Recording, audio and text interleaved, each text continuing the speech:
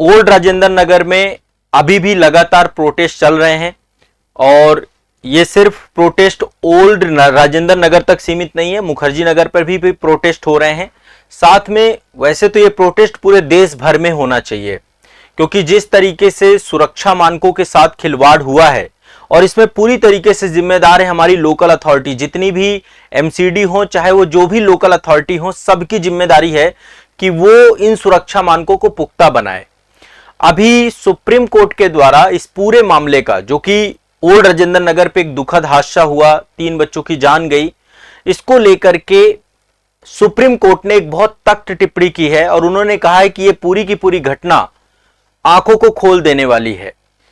Coaching centre जितने भी हैं, ये सारे कोचिंग सेंटर, खासकर ऑफलाइन कोचिंग सेंटर, ये छात्रों की जिंदगी के साथ खिलवाड़ कर रहे हैं, डेथ चैम्बर बन चुके हैं, डेथ चैम्बर बन चुके हैं, ऐसा माननीय सुप्रीम कोर्ट के द्वारा एक तख्त टिप्पणी की गई है। और 3 छात्रों की मौत निश्चित तौर पे अपने आप में एक दुखद हादसा तो है, लेकिन अब इस हादसे का परिणति क्या होता है, इस हादसे से हम क्या कुछ सीखते हैं, ये आज आपका दैनिक जागरण की कटिंग दिखा रहा हूं मैं आपको। तो सबसे पहले इसमें देखिए हेडिंग है, डेथ चैम्बर बन गए हैं कोचिंग सेंटर, सुप्रीम कोर्ट का ये कहना है। और सुप्रीम कोर्ट ने यह भी कहा है कि जब तक जो भवन है, जो बिल्डिंग्स हैं, उन बिल्डिंग्स में जब तक चीजें सही नहीं हो जाती, पूरे मानक सही नहीं हो जाते, तब तक ऑनलाइन कोचिंग सी होनी चाहिए, ऑनलाइन तरीके से इनको चलाना चाहिए। लेकिन देखिए मैं आपको एक बात बताऊं, हमारे देश की सच्चाई क्या है। हमारे देश में घटना घटती है, घटना घटने के बाद कुछ समय चर्चा में रहती है, इसके बाद दूसरी घटना आ जाती है, वो पहले वाली घटना दब जाती है। इससे पहले आपको पता है कि छात्रों को लेकर बहुत सारे मुद्दे हुए हैं, कहीं पीजी में आग लग जा रही है।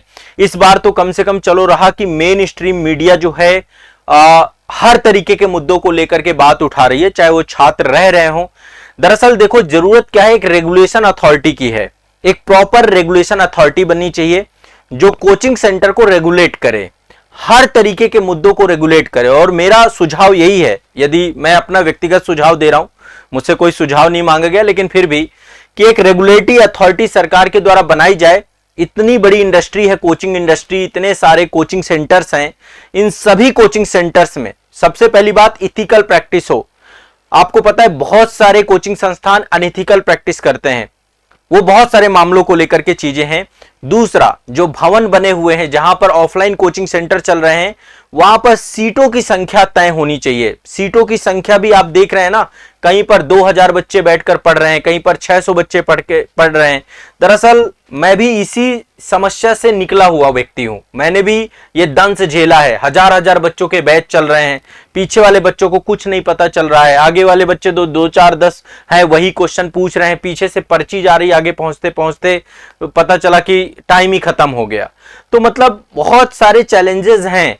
कोचिंग संस्थानों को क्या लगता है, ज्यादा से ज्यादा जितना भी हो सके बस ज्यादा से ज्यादा बैच चलाइए, जितने ज्यादा बच्चे एक बैच में एडमिशन हो जाएं, सबको बैठा के पढ़ाइए। तो सुप्रीम कोर्ट के द्वारा जो ये स्वतः संज्ञान लिया गया है, ये एक बहुत ही बड़ी बात है और मुझे लगता है कि अब शायद बदलाव का इरा है पूरी तरीके से। सुप्रीम कोर्ट ने यदि स्वतः संज्ञान लिया है तो इस पे अब बहुत ही नियामक जो है कुछ रेगुलेटरी बॉडी जैसी चीजें बन सकती हैं। सुप्रीम कोर्ट ने केंद्र सरकार को, दिल्ली सरकार को, उत्तर प्रदेश सरकार को और हरियाणा सरकार को नोटिस भी जारी किया है साथ में, और पूछा है कि क्या अभी हालात हैं। तो सुप्रीम कोर्ट ने स्वतः संज्ञान लेते हुए सख्त टिप्पणी की है। शीर्ष कोर्ट ने क्या कहा है कि कोचिंग सेंटर डेथ चैम्बर बन चुके हैं, छात्रों के जीवन के साथ खिलवाड़ किया जा रहा है। और यहां पर एक चीज और है, बराबर की जिम्मेदारी स्थानीय निकायों की है, जो लोकल सेल्फ बॉडीज हैं उनके द्वारा ही ये सारा खिलवाड़ करवाया जा रहा है। यदि वो चाहें, अब तो बंद हो गए ना, अब तो बहुत सारे बेसमेंट सील हो गए ना, अभी तक क्यों नहीं सील हुए थे, उसके पीछे का कारण है कि लोकल अथॉरिटीज किसी तरीके से सब मिली भगत है एक तरीके से। तो इसमें जस्टिस सूर्यकांत जी थे और जस्टिस उज्जवल भुइया, 2 सदस्यीय पीठ ने इस संबंध में केंद्र और दिल्ली सरकार को नोटिस जारी किया है और इसके साथ ही एनसीआर के सभी कोचिंग सेंटरों के मामलों में सुनवाई का मन बनाते हुए उत्तर प्रदेश व हरियाणा को भी पक्षकार बनाने का निर्देश दिया है। मैं एक चीज और बताऊं, इससे पहले आग लगी थी, आप सभी को पता है, और आग लगने के बाद दिल्ली हाईकोर्ट में पूरा मामला चला था। दिल्ली हाईकोर्ट ने कहा था कि किसी भी तरीके से अवैध तरीके से चलने वाली कोचिंग, बहुत सारी कोचिंग ऐसी हैं जो ना तो रजिस्ट्रेशन करवाए हुए हैं, कोचिंग्स के रजिस्ट्रेशन नहीं है, कोचिंग के रजिस्ट्रेशन होने के साथ साथ वहां पर ना तो किसी तरीके का, मतलब देखो गवर्नमेंट को 18% जीएसटी जाती है एजुकेशन पे। मैं इसका जो है कहीं ना कहीं पे जिम्मेदार गवर्नमेंट को भी मानता हूं कि सरकार एजुकेशन से बहुत टैक्स वसूलती है, जीएसटी भी कलेक्ट करती है, कारपोरेट टैक्स भी कलेक्ट करती है, पर्सनल इनकम टैक्स भी कलेक्ट करती है, सब कुछ कलेक्ट करती है। लेकिन गवर्नमेंट की भी जवाबदेहिता बनती है कि एक प्रॉपर इंफ्रास्ट्रक्चर यहां पर स्टैब्लिशमेंट कराए। तो इसीलिए सुप्रीम कोर्ट ने नोटिस दिया है इन सभी को, और नोटिस देने के साथ साथ सुप्रीम कोर्ट ने कहा है कि 20 सितंबर तक जवाब दाखिल करें। ठीक है, 20 सितंबर तक की जो है जवाबदेही के लिए समय बताया है। और सुप्रीम कोर्ट ने कहा है कि जो कुछ भी उन्होंने इस पूरे मामले को देखा पढ़ा वो सब कुछ डराने वाला था, और इसलिए जो है यदि जरूरत पड़ी, यदि चीजों को लेकर, अब देखिए 20 सितंबर के बाद क्या कार्रवाई होती है कि कोचिंग सेंटर्स को बंद भी करवा देंगे यदि ऑफलाइन कोचिंग सेंटर्स में मानक सही नहीं होते हैं, भवन नियमों और सुरक्षा मानकों को सावधानी पूर्वक पालन ना हो तो कोचिंग ऑनलाइन ही चलनी चाहिए। ये जगहें कोचिंग सेंटर मौत का घर बन गई हैं, तो आप समझ सकते हैं। और उन्होंने ये भी कहा कि ये सभी आंखें खोलने वाली घटनाएं हैं, और इस मामले में जो है इसीलिए सुप्रीम कोर्ट ने नोटिस जारी किया है। तो ये एक बहुत बड़ा निर्णायक जो है आप कह सकते हैं कि सुप्रीम कोर्ट के द्वारा ये बात कही गई है, और संभवतः इससे बहुत बड़ा बदलाव देखने को मिल सकता है। कहीं ना कहीं पे ये, इससे यदि सबक लेते हैं सारे के सारे, अब सारे इंस्टीट्यूशन जब तक एक साथ नहीं जुड़ेंगे ना, चाहे वो न्यायपालिका हो, देखें न्यायपालिका से ही सबसे बड़ी उम्मीद है, और संभवतः मुझे लगता है कि न्यायपालिका से न्याय मिलेगा। एक कोचिंग फेडरेशन ऑफ इंडिया भी है, उसके द्वारा, जो हाई कोर्ट के द्वारा पिछली बार आगजनी में बोला गया था कि भाई कोचिंग संस्थान नहीं चलाए जा सकते जो कि लीगल तरीके से चल रहे हैं या फिर जहां पर फायर सेफ्टी मानक नहीं है, तो उस फैसले के खिलाफ कोचिंग फेडरेशन ऑफ इंडिया जो है कहां पर पहुंचा था, सुप्रीम कोर्ट पहुंचा था। सुप्रीम कोर्ट ने प्रॉपर पूरी की पूरी याचिका को खारिज कर दिया, और खारिज करने के साथ साथ 1 लाख रुपए का जुर्माना भी लगाया है। ये आप देख सकते हैं यहां पर, ये पूरा का पूरा मामला इसमें दिया गया है। तो यानी कि सुप्रीम कोर्ट इस मामले में बहुत संवेदनशील हो चुका है, और अब विधायिका को संवेदनशील होने की जरूरत है। प्रॉपर एक कानून पारित हो, रेगुलेटरी अथॉरिटी बनाई जाए, नियम मानक बनाए जाए। मैं कहता हूं कोचिंग के वैसे तो रजिस्ट्रेशन आमतौर पे ऐसा नहीं कि सरकार कोई रजिस्ट्रेशन करवाती है, सरकार को भी चाहिए कि रजिस्ट्रेशन करवाए, ताकि जो आपके एक्चुअल में सही कोचिंग सेंटर्स हैं, जो इथिकल प्रैक्टिस करते हैं, वही सरवाइव करें, बाकी सारे बंद हो जाएं। कम से कम इतनी बड़ी इंडस्ट्री है, इतना बड़ा व्यापार और बिजनेस चल रहा है, तो कम से कम रेगुलेटरी अथॉरिटी होनी चाहिए ना। यहां पर भी बच्चों के साथ बहुत फ्रॉड हो रहा है, लाखों रुपए की फीस ली जा रही है, सही से सर्विसेज नहीं प्रोवाइड करा रही, छात्र जाएं तो जाएं कहां, सुविधाएं ही नहीं दी जा रही, फीस ले ली जा रही, ना तो कोर्स पूरा हो रहा, ना तो जिस टीचर को दिखाया जा रहा है वो टीचर पढ़ाने ही नहीं आ रहा है, जिस टीचर के नाम पे बच्चे एडमिशन ले रहे हैं वो टीचर पढ़ाने ही नहीं आ रहा।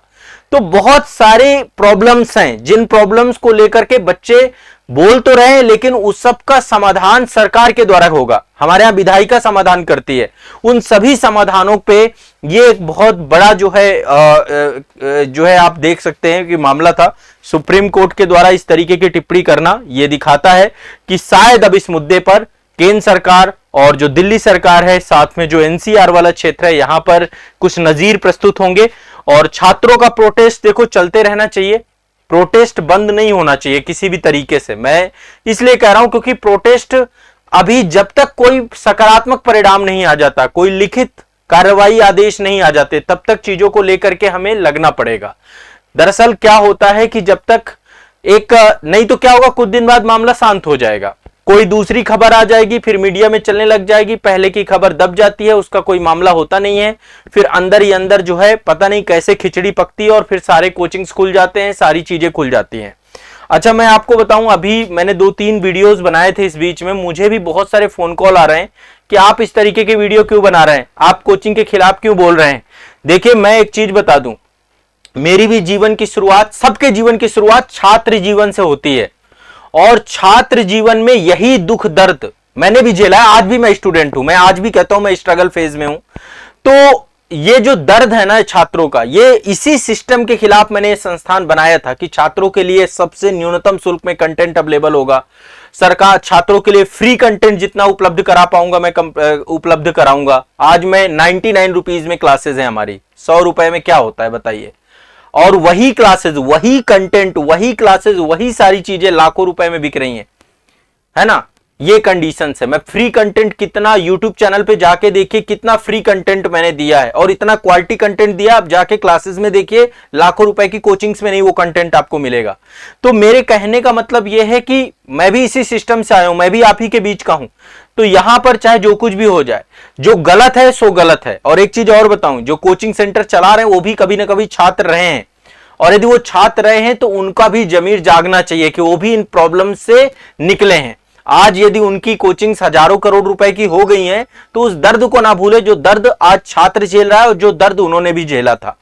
तो बस मेरा कहना इतना है कि देखिए, मुझे संस्थान को फोन करने की जरूरत नहीं है। जो लोग फोन कर रहे हैं, जहां पे चीजें गलत हैं, जो छात्रों के हित में होंगी, वो बातें उठानी पड़ेंगी, वो बातें बोलनी होंगी। सिर्फ संवेदनाएं जाहिर करने से कुछ नहीं होता है। संवेदनाएं आज आप जाहिर कर रहे हैं, कल के दिन आप भूल जाएंगे।